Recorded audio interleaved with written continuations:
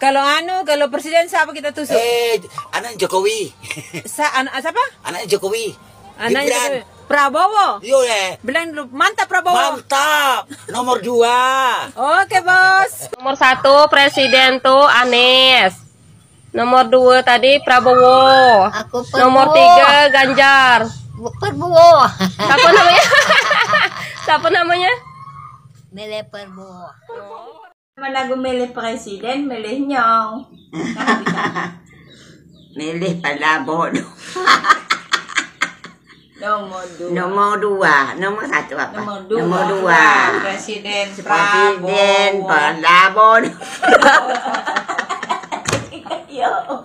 Ini kan sebentar lagi ayah pemilihan, Mbok. Mbok mau milih presidennya saha? Prabowo. Ya, Prabowo. Ini pilih 5 presiden. Prabowo.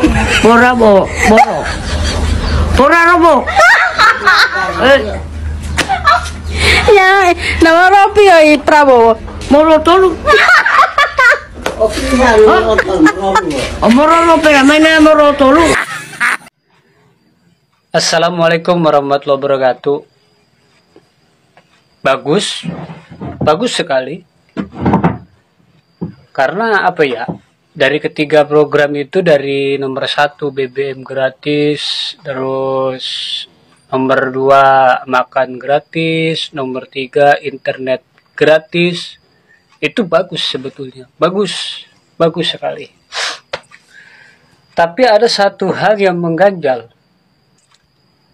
Lihat program di 02, yaitu makan gratis. Ada apa dengan makan gratis? Apakah salah Pak Prabowo ini mengadakan makan gratis? Mohon maaf saudaraku, saya memang tidak kenal Pak Prabowo. Saya memang tidak dekat dengan Pak Prabowo. Tapi saya sama Pak Prabowo itu sudah nyambung. Kenapa nyambung? Khairihi wa syarrihi minallah.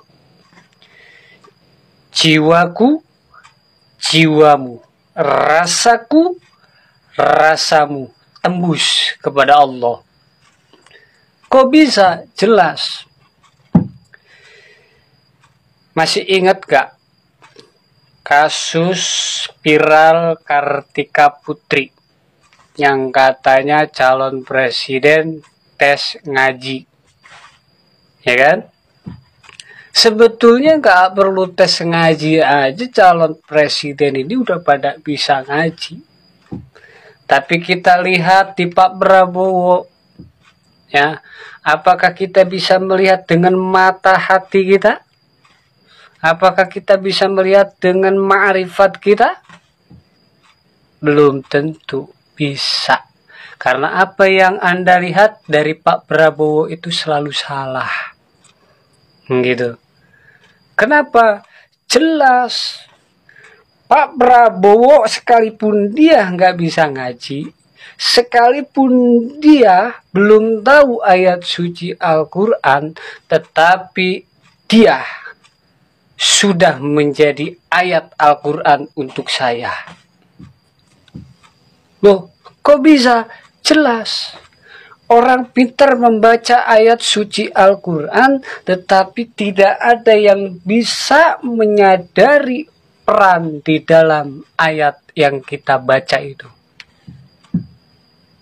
Nah, Dawuh Syekh Abdul Qadir Al-Jailani radhiyallahu anhu, siapa yang memberikan makan kepada orang, sama pahalanya dengan dibangun 1000 masjid. Ini daunnya Syekh Abdul Qadir Al-Jailani. Ini sudah ada di Pak Prabowo. Dan yang kedua, Anda mempertanyakan keislamannya Pak Prabowo, dan Anda mempertanyakan keimanannya Pak Prabowo dengan program makan gratis. Bapak Prabowo sudah menunjukkan satu surat. Ara'aital ladzi yukadzibu biddin fadzalikal ladzi yad'ul yatim wala yakhuttu ala ta'amil miskin. Tahu nggak kamu, orang yang mendustakan agama, orang yang menghardik anak yatim dan tidak memberi makan kepada orang miskin. Ini sudah jelas Bapak Prabowo ini sudah menjadi ayat untuk diri kita sendiri. Bahkan untuk orang-orang yang ahli membaca hadis, yang ahli membaca tafsir, yang ahli membaca kitab. Ini teguran keras untuk kita pribadi. Kalau ingin tahu, kita sadari itu. Jangan selalu menyalahkan Pak Prabowo.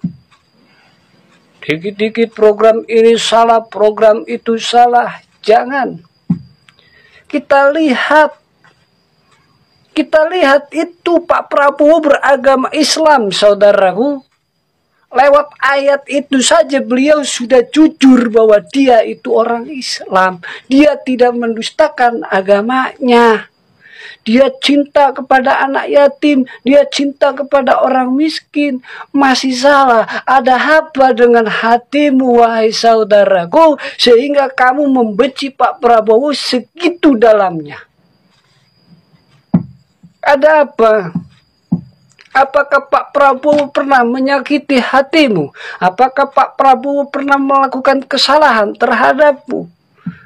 Ada berita pelanggaran HAM, penculikan. Itu adalah gambaran masa lalu. Kita lihat masa depan. Jelas Pak Prabowo ini bersih dari kasus penculikan dan pelanggaran HAM.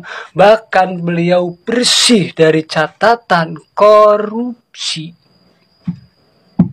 Tuh yang pertama.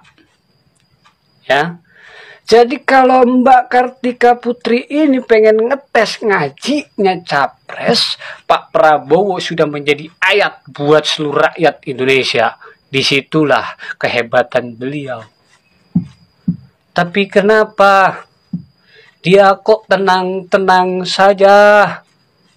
Banyak yang menghujat, banyak yang memfitnah, banyak yang membenci. Karena beliau merasa digandeng oleh Syekh Abdul Qadir Al-Jailani radhiyallahu anhu.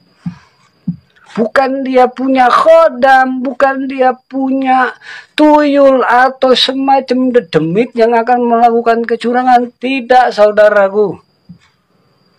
Beliau sudah digandeng oleh Syekh Abdul Qadir Al-Jailani. Syekh Abdul Qadir Al-Jailani itu dawuh, akan aku gandeng dari para santriku. Beliau bukan santri. Dari para sahabatku, beliau pun bukan sahabatnya. Dari para pengikutku, beliau pun belum tentu belum ada hidup di zamannya Syekh Abdul Qadir Al-Jailani. Dari para pecintaku, di sini beliau masuknya, beliau pecinta Syekh Abdul Qadir Al-Jailani. Akan digandeng baik dalam hidupnya sampai matinya. Makanya beliau ini mempunyai hati yang tulus, hati yang ikhlas. Bukan dikit-dikit ketika Pak Prabowo meminta maaf, dia mengakui kesalahannya. Betul? Dikit-dikit tuh akhirnya Pak Prabowo minta maaf, kan terbukti salah. Betul. Betul sekali. Tapi Anda tidak melihat orang yang meminta maaf duluan adalah orang yang berjiwa besar. Itulah seorang pejuang. Paham ya sampai di sini? Jadi mari, jangan pernah kita menyakiti hati orang. Jangan pernah kita menyalahkan orang. Jadilah pemain. Jangan jadi penonton. Sebab kalau penonton pasti menyalahkan pemain. Padahal pemain itu sudah berjuang demi penonton. Kok bisa? Contohnya seperti kita nonton bola. Cristiano Ronaldo ketika menendang bola di tengah, pas di depan gawang nih, dia menendang des, nggak masuk. Apa kata penonton? Payah bener itu Ronaldo. Padahal sudah di depan gawang kok ditendang begitu bola nggak masuk. Payah bener itu Ronaldo. Tapi yang pemain ini betapa capeknya, betapa lelahnya untuk mencetak gol. Ini yang disebut khairihi wa syarrihi minallah. Agar rasa kita, ruh kita, jiwa kita nyambung kepada Pak Prabowo, menyatu dengan rasanya Allah. Di situ kita akan sadar kekuasaan Allah di mana yang ada di dalam dirinya Bapak Prabowo. Terima kasih, salam sehat. Mohon maaf apabila sedikit ngegas karena saya paling tidak suka. Ya, paling tidak suka. Meskipun hati saya ini ingin berbuat banyak kepada Pak Prabowo, namun saya hanya bisa mendoakan. Semoga orang yang menghina, yang memfitnah, yang mencaci, dibalikan hatinya oleh Allah untuk melihat kekuasaan Allah bahwa Bapak Prabowo sudah menjadi ayat buat kita sendiri, khususnya buat saya pribadi. Salam waras. 02 Gaspol. Kita menangkan tanggal 14 Februari. Yakin bismillah.